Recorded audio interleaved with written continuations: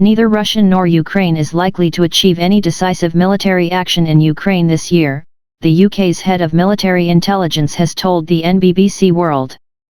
Speaking in a rare public interview, LT Gen Sir Jim Hackenhill also said he had been keeping a very close eye on Russia's potential use of nuclear weapons. On February 23 this year, Gen Hackenhill had been working late into the night. He cycled home at midnight, and went to bed at about 1 o'clock.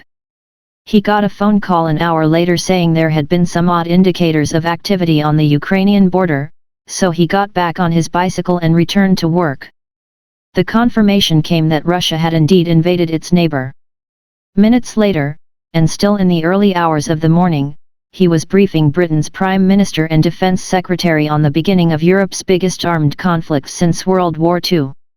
As the Chief of Defence Intelligence for the past 4 years, Gen Hackenhill works in the shadows, running an organization that deals with highly classified and secret information.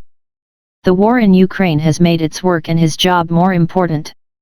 He says he became increasingly convinced that Russia was about to launch its invasion in November last year.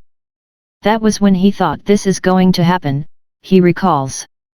The week before the invasion, he took the highly unusual decision of publishing a map predicting Russia's likely invasion plans on Twitter. It was a decision he says wasn't easy, but he was convinced there was a need to get information out into the public domain. It's important to get the truth out before the lies come, he says. He also defends the West's decision to highlight Russia's potential to use chemical and biological weapons. He believes it helped stop them from conducting so-called false flag operations to try and portray the Ukrainians or the West as being the instigators of the conflict.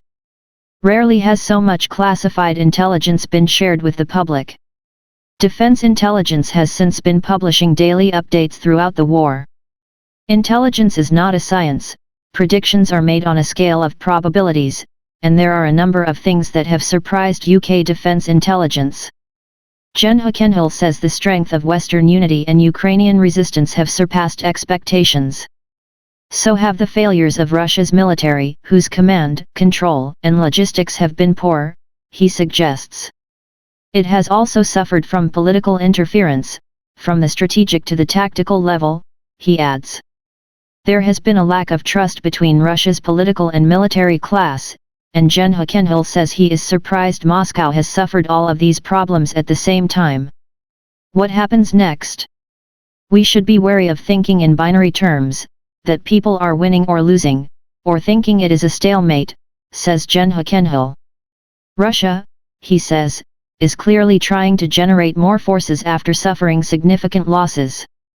It is also having to redeploy some of its troops from the Donbass to the south, where he says it is under significant pressure from Ukrainian forces in and around Kherson. But Gen Hackenhill still says it is unrealistic to expect a decisive shift in the south in the coming months. He says he understands Ukraine's desire to retake territory, but adds that while there will be counterattacks and counteroffensives, he does not believe there will be decisive action taken this year by either side. His expectation is for a long conflict. The nuclear option. This raises another question: what will President Vladimir Putin do if he continues to struggle to meet his military objectives? Could he resort to the use of nuclear weapons? Gen Hackenhill says this is watched very, very closely. Russian military doctrine, unlike that of the West, includes the use of tactical, or battlefield, nuclear weapons for military operations. While he believes it is unlikely tactical nuclear weapons will be used imminently, he says it is something he will continue to watch. The likelihood of their being used may change if the battlefield dynamic shifts, he explains. Please subscribe our channel.